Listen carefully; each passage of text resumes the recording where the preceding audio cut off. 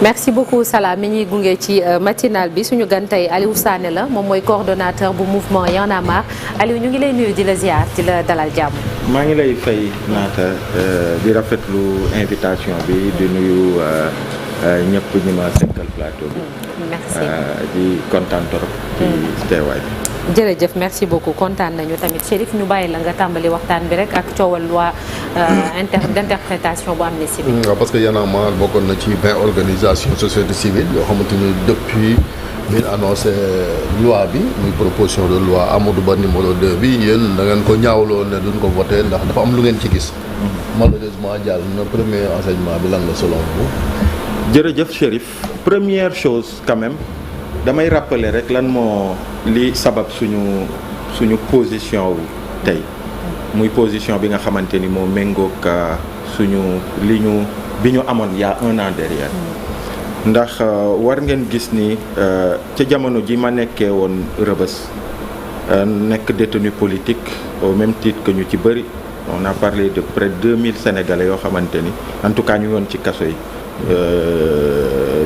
Donc à l'époque début février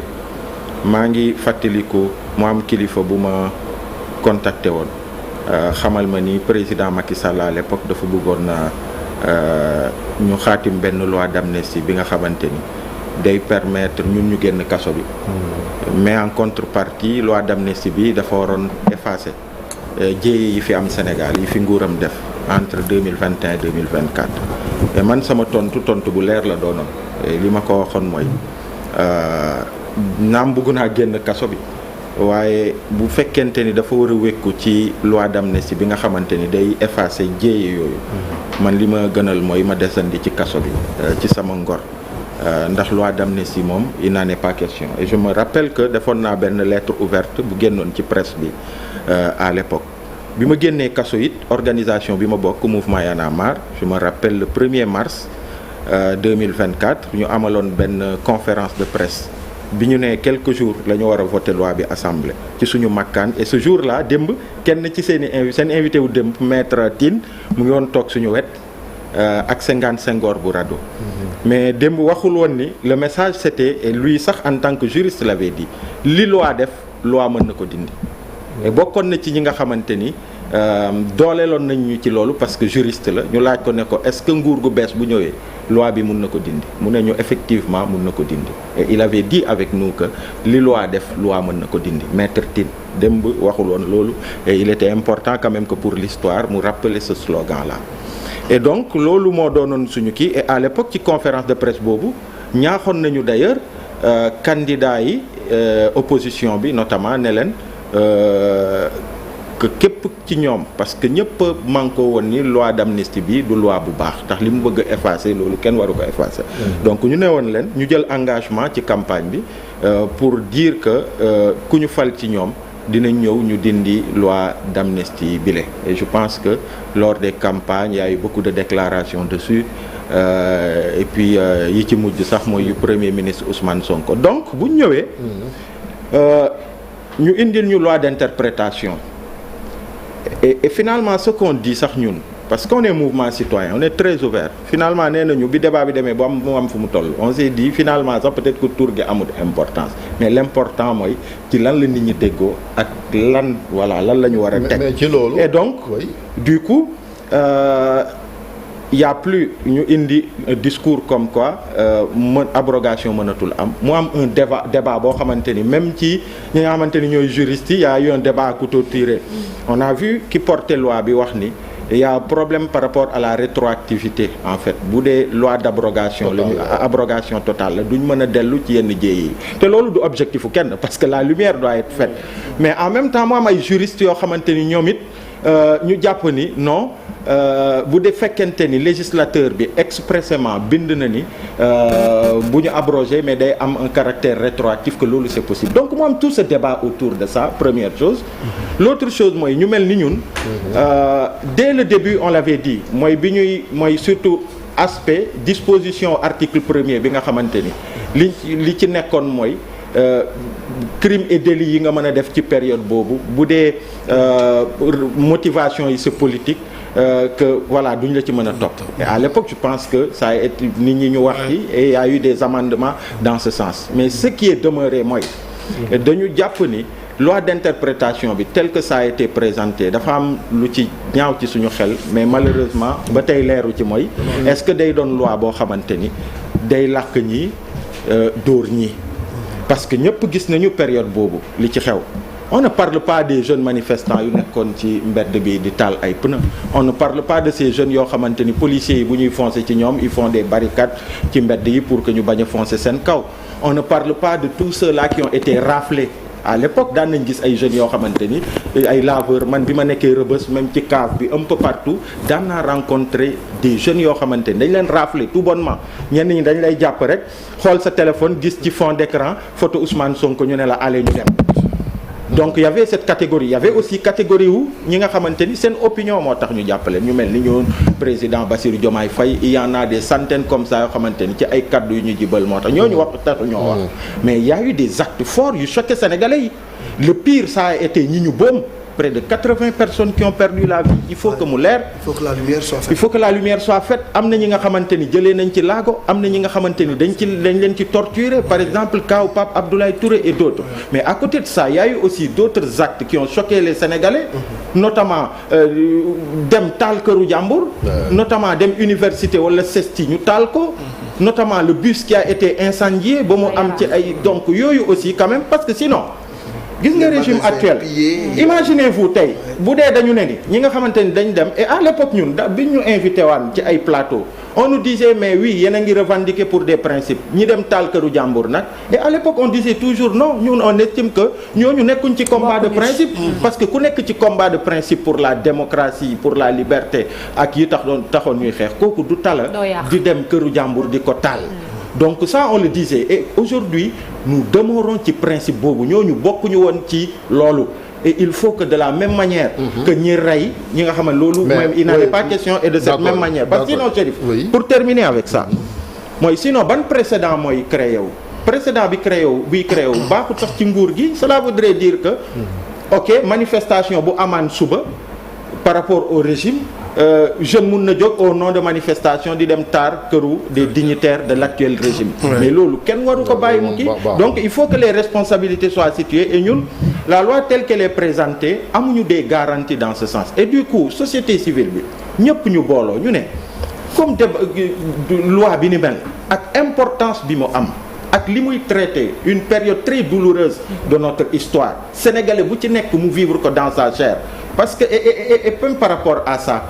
oui il y a eu le pire mooy ñi nga xamante ni ñàkk nañ ci seen bakkan ñi ñu tëj ak ñoo ñëpp ma wax ak ñun détenus politiques yi mais ku ci nekk ci yéen ñi nekk ci table bi fii ak d'autres sénégalais yu nekkul ci catégorie boobu mais ils ont vécu différemment ça et ne serait-ce que pour ça loi bi ni mel pour man hier ça aurait pu vécu directement ndax taal nañ fi voilà donc hier ça aurait dû être un grand moment de soulagement pour tout le monde parce que bi mu jógee kaddu yi mu bëri mu waroo mu am diverses opinions que nit ñi toog nañu ba ñu stabiliser quelque chose mu am un consensus fort nga xamante ni mais Ayib Daffé président groupe parlementaire Pastef Patriote am na lu leen wax que yéen société civile bi nee na kenn ci yéen ñëwut ci moom au moins ngir proposition wala seen xalaat ci médias yi la ngeen nekk est-ce que yéen tam bu ngeen amoon volonté du ngeen dem ci initiateur proposition de la wax ak ñoom directement mais xam nga booy jiite nguur quand même il y a une posture à avoir lu nekk dafa am nu mu war a tegoo ñun bi ñu jugee mais publiquement on a appelé ñu ne ñun de bëggoon nañu ñi yëkkati et nous on s'adressait même au président de la République parce que ñun dañ jàpp ni Chérif ne serait-ce que par respect du parallélisme des formes loi d'amnistie wu Macky Sall bi mu ko ñoree moom moo ko yëkkati mu doon un projet de loi et ñun jàpp nañ ni par respect ne serait-ce que pour parallélisme des formes boobu d'abord président Bassirou Diomaye Faye waroon na mën a jël l'initiative xam nga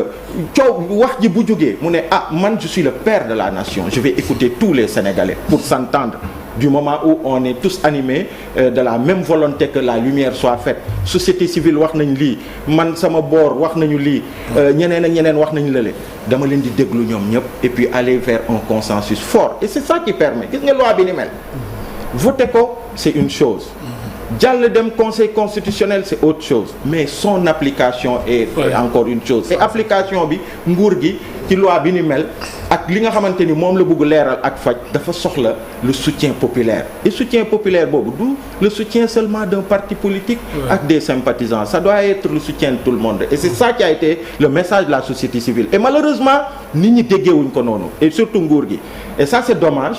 parce que jàpp naa ni ci nguur bi nga xamante ni c'est des jeunes qui sont arrivés au pouvoir ñun par exemple l'histoire qu'on a eue avec Macky Sall et Abdoulaye Wade c'est pas la même histoire avec le président Bassirou kii nu mu tuddati Ousmane Sonko. On est de la même génération ci passé bu récent il y a 1 an derrière dañ leen daan xoqatal, c'est un parti qui est né dans la douleur qui a grandi dans la douleur et qui est arrivé au pouvoir dans la douleur. Xoqatal bu nekk xoqatal nañ leen ko, genre diabolisation bu nekk def nañ leen ko et à un moment où ñu jàpp ni dañ leen noot bugg leen noot teg leen li nga xamante du dëgg du yoon, on a été à côté d'eux pour se battre et pour des principes. Ñun jàppoon nañu ni ñooñu bu ñu ñëwee ci nguur gi ils vont être beaucoup plus ouverts beaucoup plus conciliants, beaucoup plus ouverts à la critique et puis ci indi beneen style management. La veille yéen a ngi doon woote waxtaan laata ñuy voté loi boobu xañ na dégluwuñ leen ñëw nañu ba voté ko démb aussi l'initiateur muy député Amadou Ba il a essayé encore une fois de défendre sa proposition de loi de clarifier ndax li mu wax yëpp noonu ça vous a convaincu ndax suivre nga ko tout au long suivre nañ ko il a développé et encore une fois nous on reste quand même assez sceptique sur principe bi ñu wax mooy par rapport à des aspects de choses yu amoon yi nga xamante ni jàpp nañ ni loolu aussi war na leer et on reste sur ça parce que malheureusement amul les concertations qu'il faut pour que nit ñi qu'ils soient rassurés. Le discours xam nga ñëw taxaw c'est toute la théorie sur l'information ak la communication voilà ñëw na en tant que député il a encore défendu avec les mêmes mots mais je suis sûr que s'il y avait concertation wax jóge fii dem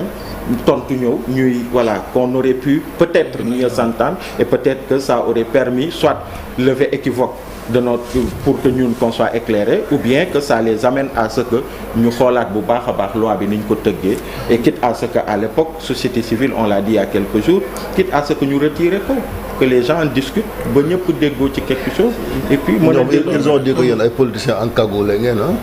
non mais tu sais politique non ça me déjà première chose man kaddu yooyu tant que jógul ci le président du parti PASTEF Ousmane Sonko du ma metti tant que jógul ci le président Bassirou Diomaye Faye du ma metti parce que ñiy wax nii man je ne les connaissais pas c'était pas mes interlocuteurs il y a 1 an ça c'est une première chose deuxième chose mooy ñun on est sur les principes bi Abdoulaye Wade ñu xeex bi mu fi jógee Macky Sall ñëw bi mu gisee ni mënuñu absorber comme mouvement citoyen que on tenait à notre liberté il nous a taxé de Macky Sall nous a taxé de pro-Pastef et j'ai l'habitude de le dire keroog maa ngi koy wax le député Amadou Ba ma ne ko ñun bokk nañ ci pàccu société civile bi nga xamante ni ñun en tant que mouvement citoyen Y en a marre on a été même les moutons noirs de la société civile parce que dans la grande famille de la société civile ñun suñu mouvement citoyen yi dañu ñëw ak benn ni ñuy doxalee mooy ci yenn question yi ragaluñu nguur mu ñuy juger xam nga société civile dafa diverse ku nekk am na rôle bi muy jouer suñu aînés yi ils ont peur parfois d'être jugés par les pouvoirs que oui yéen vous êtes avec l'opposition moo tax léeg-léeg ñuy distance yenn question yi di jël ay gants mais ñun suñuy mouvement seeni vague ni mu ñëwee on n'a pas peur de ça sous Macky Sall on n'a pas eu peur d'être jugé pro-Pastef man personnellement moi mon arrestation bi muy am mais c'est parce que dama jàpp ni dañu et même avant loolu am na benn vidéo bu doon circuler buy wone déjà en mars 2021 am na vidéo y a une vidéo là Mame Birame avec les équipes là suñ ko mënee nga ñu wax ban contexte la woon avec la réalisation vieux wala moom mi ngi nelaw ba léegi oui mu koy indi di leader de l'opposition sénégalaise mu nekk presque en situation de résidence surveillée même ñu nekk ci koñ bi mënuñu dem ak dikk comme niñ ko bëggee ci biir koñ bi yéen presse bi mënu leen accéder ci këram pour def seen liggéey ñun gis ngeen bi ñu ñëwee pour dugg si ni mu demee avec les policiers à la limite ils ont voulu nous ci wax ju ñagas wax ju metti bëgg intimider nit ñi pour que ñu bañ fa accéder ci suñu insistance moo tax ñu mën a accéder kër Sonko loolu nag ça n'honore pas le Sénégal ça n'honore pas notre démocratie képp ki nga xamante ni da nga jàpp ni cette façon de nous gouverner bi nga xamante ni lu mel ni mouvement Y en a marre depuis 10 ans on se bat pour les mêmes causes bu dee dañu jàpp ni rek loolu da lii Alioune Sall mars la woon parce que yéen a ngi takk masque lii gis nga vidéo bi c'était en mars 2021 bi l'affaire Sweet Beauté éclaté. Sénégalais yëpp bugg ci lu leer mais à un moment bi ñu gisee ni nguuru Macky Sall dafa wékku ci dossier bi bugg néewal doole Ousmane Sonko. Et ce jour-là je me rappelle dañu xëy le matin je vois ci des vidéos qui passaient la députée d'aujourd'hui Maïmouna Bousso bugg dem seeti Ousmane Sonko policiers yi jàpp ko pamti pamtee ko dugal ko ci seen panier à salade ne ko du dem seeti Ousmane Sonko. Et tout de suite j'ai appelé les gens ne leen mais lii mënul woy ci réew mi nañu takk suñuy dàll dem déglu Ousmane Sonko mu wax ñu sa version des faits. Et à l'époque on avait voulu entendre aussi Adji Sarr mais gars yi déjà waroon nañ ko ba personne ne pouvait accéder à elle. Et quand on est allé voir Sonko pendant 1 heure on a discuté et biñ ci génnee ci la ñu def ça. Et après on a appelé à une manifestation le 5 mars 2023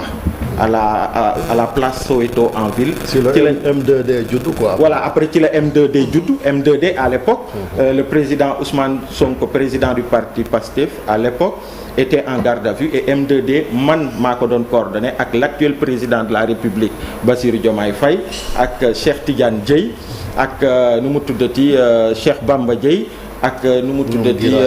Maba Guirassy. C'est nous qui coordonnions le M2D. Et à l'époque on était aux côtés du PASTEF parce qu'on a estimé que c'était un parti politique qui était persécuté par un pouvoir et il fallait dire non. Et loolu bi ñu koy def justement Macky Sall nous taxait de pro-opposition. VAR bi daf lay mettre à l'aise parce que dafa mel ni. mais oui li nga doon wax démb. moom ngay wax tey muy bataille de principe. tey dafa mel ni loolu moom moo leen gêné ci revirement bi am du côté de PASTEF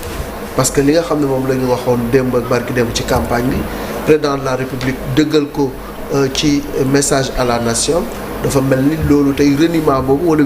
revirement boobu moom moo leen di gêner wala même le contenu ou bien la démarche de PASTEF moom moo leen di gêner ci loi interprétative. ma yokk ci Alioune Sané ñi nga xam ne ni ko Chérif doon waxee ñi leen di taxé de politiciens yi ñu làqatu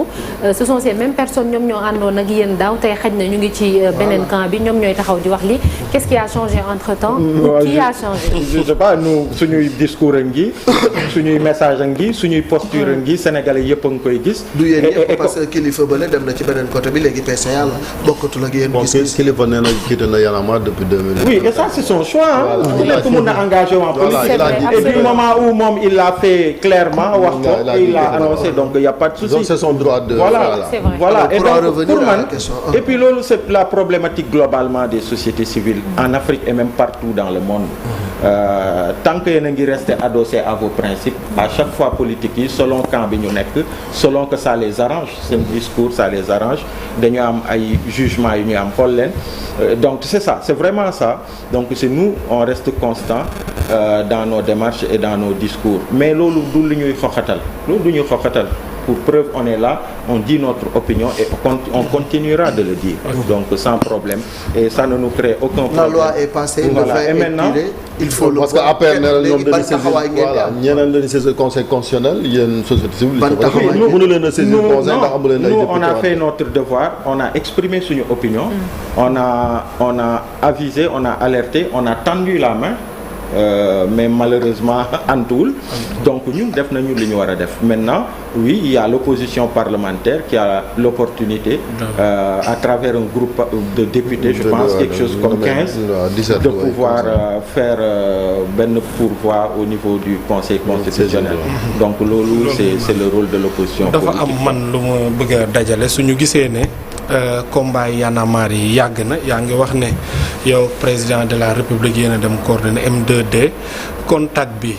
depuis boobu ñoom ñu nekk ci nguur gi dafa dagg lu tax ñoom gis nañ combat de principe yi ngeen def laaju ñu leen ba léegi loi bi voté nañ ko dégg nga li nga xam ne ministre de la justice li mu wax nee na kenn du ko teg pression ngir mu daal di acculer li nga xam ne moom moo nekk magistrat yi yow depuis boobu ñoom ñu toog fi nga xam ne da ngeen dem xeex ne Macky Sall ni mu leen def du yoon ndax gis ngeen ci wàllu justice am na évolution wala déet wala rupture bañ dem wax ba léegi moo fi am ba pare mi ñëwaat ci assemblée nationale est-ce que du rôle yi ñoo changé rek mais liñ dem gis moo fa nekkaat ba léegi ci jàngat yooyu yëpp lan la ci waa Y'en a marre mën a tirer. Première chose, mais vraiment pour moi l'un des temps forts hier ci assemblée bi mooy c'était la prise de parole du ministre de la Justice. Et je pense que ça a rassuré beaucoup de Sénégalais. Et quand même il faut dire quand même que le mérite revient à l'actuel pouvoir. Parce que ñoom xam nañu maître Ousmane Diagne bi ñu koy fal xam nañu ban profil la donc l'avoir choisi peut-être c'est parce que il voulait ce leadership là au niveau du ministère de la Justice et ñun pour l'histoire on a une histoire ak moom. On se rappelle qu'en 2011 à l'époque il était le procureur de la République lors des manifestations. À chaque fois que le président Abdoulaye Wade et son régime arrêtaient des manifestants voilà bu ñu ñëwaan parquet rek moom daf lay libérer boo ñëwee le matin le soir mu libérer la et il disait tant que ñoom sonn ñu man du ma tàyyi parce que je ne suis pas le procureur du pouvoir, je suis le procureur de la République. Et donc je pense que l'avoir choisi comme ministre de la Justice, l'actuel pouvoir savait à quoi s'attendre pour man. Certainement parce qu'il voulait asseoir certainement une justice boo xamante ni voilà dina am yenn liberté yi avec des magistrats qui puissent agir de façon autonome. Ça a été un grand moment parce que on a vu des députés du pouvoir indexer ko et donc il a pu apporter cette réponse pour ça et pour beaucoup d'autres choses parce qu'on voit sur beaucoup de questions même sur la reddition des comptes ñu ci bëri léeg-léeg je pense sur ci militant au Pastef yi dañ koy juger que yëf yi dafa yéex wala yenn yi donc pour moi c'était vraiment rassurant Sénégalais yu bëri rafetlu nañu discours am maintenant par rapport à la justice globalement ni mu doon doxee globalement ba tey noonu lay doxee et pour preuve d'ailleurs pour man jot na léegi assise de la justice yu amoon. waaw mais ça fait bientôt un an. Oui parce que quand même oui parce que woote woon nañu ñun ñëwoon nañu on avait participé pleinement à ces assises on a tous salué initiative assise de la justice et bi ñu jëbbalee d'ailleurs le professeur Babacar Gueye bi nga xamante ni tey il est avec nous ci groupe 20 organisation de la société civile yi ci mbirum loi d'amnistie bi moom le président Diomaye joxoon pilotage les assises de la justice et donc ñu jébbal ko le rapport et il avait dit à l'époque que yenn conclusion yi nga xamante ni seen mise en œuvre recommandation yi laajul budget qu'il va y aller vite que yeneen yi ça prendra le temps d'arriver en passant par l'Assemblée nationale et je pense que c'est le moment maintenant de pouvoir aller vers la mise en œuvre de ces recommandations pour que ñu asseoir justice bi nga xamante ni moo méngoog justice bi sénégalais yi bëgg parce que justice problématique la ci suñuy réew xoola ñun li ñu traversé yépp tey ba ñuy waxu loi d'amnistie soubassement bi ça a été des problèmes liés à l'instrumentalisation de la justice ou en tout cas des actes de justice yoo xamante ni sénégalais yi ànduñu ci et si loolu ça a failli faire basculer le pays et en Afrique réew yu bari justice problématique la donc ñun jàpp nañu ne war nañ dem ci mise en œuvre recommandation. Président il parle ce soir mu ngi discours de la nation looy xaar ci moom. Bon, écoutons, on va voir. mu ne loi sax finalement du ma loolu nga bëgg. non ça gis nga am na ku ma doon waxtaanal ci ay kilifa parce que bi ñu defee conférence de presse et tout ma ne ko je lui avais dit à l'époque il y a quelques jours ma ne ko je suis sûr que le président Bassirou Diomaye Faye ci li mu wone parfois il a eu des postures yoo xamante ni ça a été au détriment même de son propre parti sur les législatives gisoon nañ fi Wade benn législative boo xamante ni ça lui permettait pas de figurer sur les affiches mais il avait mis son nombre pour peser mais sauf que lui il n'est pas le chef de son parti. Oui on peut dire ça aussi mais il reste le chef de l'État le président donc et j'avais dit que man gëm naa ni le président Bassirou Diomaye Faye était capable de cette hauteur-là sur cette question à un moment de dire bon on arrête et puis j'écoute les composantes de la nation ça on l'espérait mais malheureusement c'est pas venu xaw ma ndax ci stade bi loolu mën na nekk je sais pas loi bi passé na à l'Assemblée nationale déjà et donc peut-être que voilà sur décret d'application promulgué donc suba nag dañuy màggal suñu indépendance 65 ans après est-ce que jàpp nga ni Sénégal mi ngi ci yoonu moom boppam surtout régime Pastef xam nga ñoom souveraineté lañ doon wax ak ñun mel est-ce que di nga gis un an déjà bi ñu ñëwee au pouvoir ak on ne parle même pas de ce qu'on a vécu avec les régimes passés ci Sénégal gu moom boppam ci fànn yëpp jàpp nga xel mën naa dal. pour man premièrement coppite bi am solo bi am ces dernières décennies mooy ci globalement la jeunesse africaine. la jeunesse africaine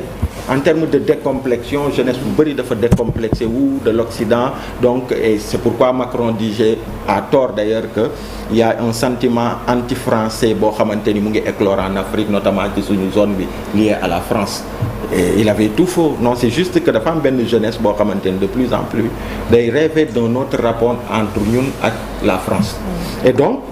le président Bassirou Diomaye Faye, le président du parti aussi, le premier ministre Ousmane Sonko, ils sont venus avec ce discours de rupture. Am na ay actes forts yu ñu posé yoo xamante ni par exemple le retrait des bases militaires françaises ak yeneen mais man dama jàpp ni souveraineté boobu li ko war a gën a laal mooy des politiques économiques yoo xamante ni day fexe ba de plus en plus à long terme que Sénégal mën a am souveraineté du point de vue alimentaire mën a am souveraineté ci mbirum paj mu am souveraineté ci fànn yooyu parce que en fait en réalité c'est sur ça que la France ak les puissances retiennent en fait nos pays donc pour man nañu travailler davantage j'ai lu le programme c'est un programme 2050 bi agenda national de transformation et j'ai vu que il a été beaucoup question de ça de comment arriver à avoir cette souveraineté là et pour man souveraineté boobu moom moo ñuy yóbbu à être de plus en plus à avoir la vraie indépendance voilà la vraie indépendance mais sinon en attendant il va y avoir des coups d'éclat il va y avoir yenn décisions yoo xamante ni qui vont choquer qui vont voilà mais dans le fond il faut que suñuy réew travailler à être souverain de ce point de vue économiquement et puis après sur la question de la monnaie aussi parce que jàpp naa ni jamais la question de la monnaie n'a été aussi populaire en Afrique sax parce que ça avait été à chaque fois le débat des experts et des économistes. fi débat nekkul débat bu tax ñuy wax. mais ça a été un débat à tel point que même l'actuel pouvoir dans l'opposition voilà mais maintenant pour man il faudra avancer j'ai vu benn interview benn passage barki démb la madame Mimi Touré qui est quand même envoyé spécial du président qui disait que dans pas longtemps le franc CFA sera un souvenir donc on ne sait pas mais on verra ce que ça va.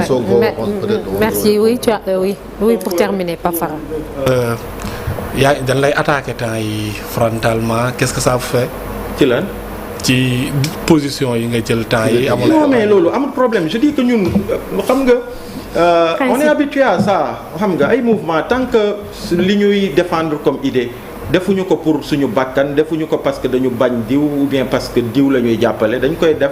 te ñu gëm ko ñun amuñu problème avec ça tant que les actes qu'on pose jugé nañu ni c'est en phase ak suñuy conviction ak suñuy position wu démb loolu amuñ ci problème ñun suñuy mouvement bu ngeen xoolee ci suñu toute notre trajectoire su Macky Sall amut lu ñu yekkul fii mais on est encore là le mouvement Y en a marre est encore là 14 ans après je suis sur un plateau aussi crédible que le vôtre pour parler de questions yoo xamante ni dañu soxlaal suñu askan donc ñun yooyu normalement nguur gi fi ne loolu war nañ ci jàng sax voilà xam ni mouvement citoyen yi les activistes et surtout ñoom particulièrement histoire bi ñu am avec les activistes histoire bi ñu am avec les mouvements citoyens. mais non ci loolu sax président y a un an dafa waxoon joxoon mois de mai mooy discours bi mu defoon avril mais lanceur d'alerte yi. dañ leen di protéger dañ leen di protéger on avait annoncé la loi. voilà c'est ça et donc non ça ne nous. mois de mai sax la waxoon 2024. honnêtement ça ne nous fait rien. et justement d'ailleurs loolu waruñu amener sax à adopter non ça ne nous fait rien parce que on est dans nos rôles li ñuy kii c'est sincère Sénégalais yu bëri li ñuy déglu xam ni li ñuy wax lu ñu gëm la li méngoog suñuy kaddu démb la donc ñun loolu amuñ ci problème on est des militants on est un mouvement citoyen on a cet aspect yoo xamante ni quand ça marche pas on dit ça marche pas et on a un aspect aussi justement de nos mouvements citoyens sax qui accompagne l'État sous Macky Sall li muy gën a tàng mais on était dans la citoyenneté planter des milliers d'arbres sur le littoral xam nga dox ak sa gox dem un peu partout ci réew mi fexe ba maire yi ak population yi di toog di waxtaane seeni voilà la mairie ak la gestion fexe di def setal on a voilà ci un peu partout nga dem Sam Notaire am na benn école élémentaire bi nekk Sam Notaire il y avait même plus de toilettes xale yi dañuy génn récréation daw di dem ci biti il y avait les voitures et tout ñu nag association yi fa nekk ñu di góorgóorlu di kii ba jéem a jag-jagal seen toilette bi xale yi di fa dem ak yeneen ak yeneen donc on est aussi ça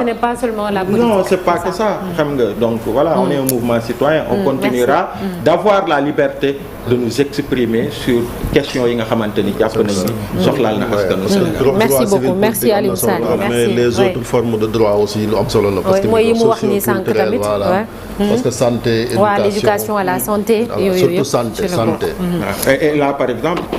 on vient en août dernier on a mis en place benn centre bi ñu woowee centre Caribou mu ngi fii ci Parcelles et centre boobu l'objectif mooy les militants africains yoo xamante ni comme ñun pacifique yu nekk seen réew leurs vies sont en danger yenn réew Afrique yi xamuñu fu ñu jëm jàpp ni on est un mouvement citoyen frère financement yi nag yéen est-ce que Alioune fu ngeen di jëlee pour li ngeen fonctionner financement mais en fait c'est des programmes comme tous les programmes xam nga c'est des programmes tey boo ñëwoon suñuy kii di nga gis ni gis nga malheureusement l'aspect bi ñu gën a promouvoir suñuy mouvement mooy l'aspect contestation et donc doo mën a njort ni derrière la contestation Y en a marre am na aspect boo xamante ni aussi des fils de ce pays qui ont du savoir-faire ñoom Maïmouna ñoom Khafor ak ñeneen qui sont ci suñu siège aussi qui travaillent sur la réflexion ci les projets comme ça on a un partenaire mën a doxal dox ak sa gox et là par exemple on vient de boucler dox ak sa gox benn tournée dans les régions du Sénégal où on a eu des conseils de quartier yu ñu installés avec des jeunes mais tout ça c'est des projets citoyens yoo Trump yi bokku ci laalu leen yéen mooy Trump non ñun kii USAID non bokkul suñu mais à l'époque il y avait un programme boo xamante ni bu tuddoon PACE boo xamante ni il y avait un consortium organisation de la société civile sous Macky Sall ñun ñu bokkoon ci avec d'autres organisations et l'objectif c'était de renforcer l'Assemblée nationale programme boobu moom moo réhabilité woon Assemblée nationale indi yenn micro yi former les députés et ci programme boobu ñun la ñu defoon wax ak sa député il y avait de grandes rencontres on se rappelle am na boo xamante ni woon c'était à la place du souvenir entre Khalifa Sall et les populations de Dakar xam nga ñu ci bëri tey ñu nekk ci classe politique bi ils étaient députés à l'époque on était allé ci seeni gox ñu toog en tant que député waxtaan ak seeni askan pour mën a recueillir seeni préoccupations mun leen défendre en fait il s'agit de ça ay projets citoyens la ñu on assume parce que on s'est dit que ce serait dommage que le mouvement Y en a marre ak li muy regorger comme compétence ak énergie ñu parquer ko rek sur la contestation des questions politiques alors que war nañ doon mouvement bu war a mën a proposer merci beaucoup merci Alioune Sané coordonnateur mouvement Y en a marre dinañ tàggatoo léegi en attendant ñu xool l'observateur ak record li ñu xëyee